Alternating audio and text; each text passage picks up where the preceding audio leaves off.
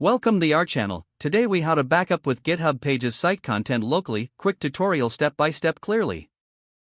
To backup your GitHub Pages site content locally, start by opening your terminal or command prompt. Navigate to the directory where you want to store your backup. Use the command git clone followed by the URL of your GitHub Pages repository. Press enter to execute the command. This will create a local copy of your GitHub Pages site. Next, navigate into the newly created directory. Use the command cd followed by the name of your repository to enter it.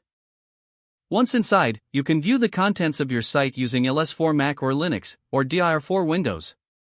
If you need to update your local backup, use the command git pull. This will sync your local repository with the latest changes from GitHub. To ensure all content is backed up, check that all files are present. If there are any changes you want to keep, you can make edits locally.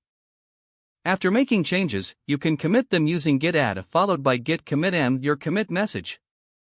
Finally, to push your changes back to GitHub, use the command git push. Now, your GitHub Pages site content is backed up locally and synced with any updates. If the page does not load, refresh the browser or try again in a private or incognito window. Make sure you are using the correct email address, then retype it carefully to avoid small typos. If your password is not accepted, use the reset option and create a new strong password you can remember.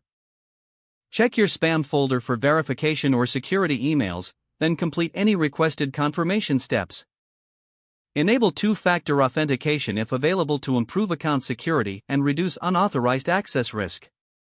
After signing in, review your profile details so your contact information and settings are accurate and current. If you see an error message, note it down and try again after restarting your device and internet connection.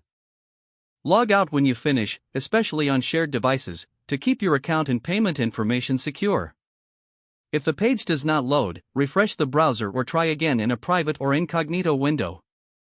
Make sure you are using the correct email address, then retype it carefully to avoid small typos.